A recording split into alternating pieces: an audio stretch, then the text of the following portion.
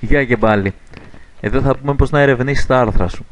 Ερεύνησε ένα περιεχόμενο για το άρθρο σου.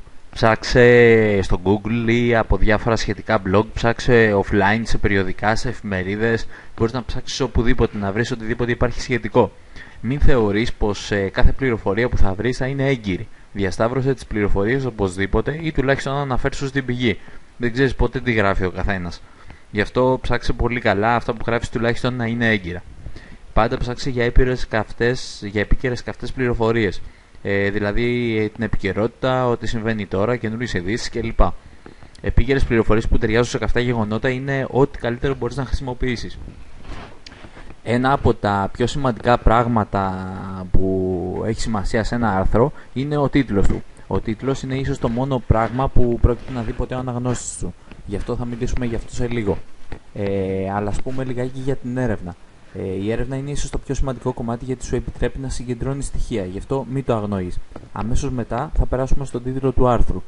Ο τίτλος του άρθρου είναι, όπως είπαμε, το πιο σημαντικό πράγμα και γι' αυτό θα πρέπει να τον επιλέξεις πολύ προσεκτικά. Πρέπει να προκαλεί και να προσκαλεί τον αναγνώστη να το διαβάσει. Πρέπει να εξηγεί γιατί κάποιος θα πρέπει να ξέρει αυτή την πληροφορία, να προκαλεί κάποιο ενδιαφέρον, να χρησιμοποιείς διάφορες συγκεκριμένες οδηγίες όπως 10 τρόποι για να, 7 μυστικά για, 8 κόλπα για να.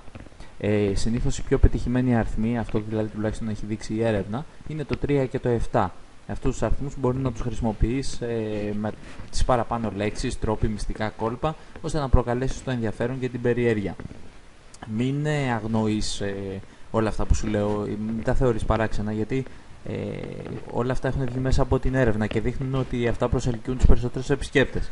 Ίσως να νομίζεις τώρα έτσι όπως το σκέφτεσαι ότι είναι χαζό ή ότι κανείς δεν θα κάνει κλικ σε ένα τέτοιο άρθρο, όμως στην πραγματικότητα δεν είναι αυτό που συμβαίνει. Ίσως εσύ να μην κάνεις κλικ, αλλά ο άλλος θα κάνει. Γι' αυτό χρησιμοποιείς αυτές τις στάνταρ στρατηγικές και σίγουρα θα προσελκύσεις αρκετό κόσμο, τουλάχιστον για αρχή. Μετά μπορείς να χρησιμοποιήσεις τη φαντασία σου. Λοιπόν, η συνταγή συγγραφής του άρθρου μέσα σε 10 λεπτά. 3 αυγά, 500 γραμμάρια γάλα. Λάθος, αυτό είναι για το κέικ. Λοιπόν, καλή έρευνα για τον τίτλο. Να είναι ένας πολύ σχετικός και ελκυστικός τίτλος. Πολύ καλή έρευνα για το περιεχόμενο. Κάτι που να είναι χρήσιμο και ευανάγνωστο και ευχάριστο φυσικά. Πρέπει να σημειώσεις 4 με 5 κεντρικά σημεία που θέλεις να καλύψεις το άρθρο σου. Έτσι μπορείς μετά να τα επεκτείνεις σε παραγράφους γράφοντας 3 έως 5 προτάσεις για το κάθε ένα. Απλό, έτσι. Λοιπόν, γράψε μια εισαγωγική περίληψη μετά 3 έως 5 προτάσεων για το τι περιέχεται στο άρθρο, από πάνω δηλαδή. Γράψε κάτι σε αυτό το σημείο που να προκαλεί ώστε να μπορέσει να διαβάσει ο άλλος και παρακάτω, έτσι. Γιατί θα σταματήσει την περίληψη. Γράψε μετά 3 προτάσεις σαν συμπέρασμα, μια σύνοψη δηλαδή, έναν επίλογο σαν να λέμε στο τέλος του άρθρου και μην ξεπεράσει τις 500 λέξεις. Σίγουρα θα είναι κάτω από 700. Ένας άλλος τρόπος για να γράψεις άρθρα είναι να ξαναγράψεις κάποιο υπάρχον άρθρο με τα δικά σου λόγια. Είναι σημαντικό να χρησιμοποιείς άρθρα ιδιωτικής συγγραφής που δεν έχουν δικαιώματα.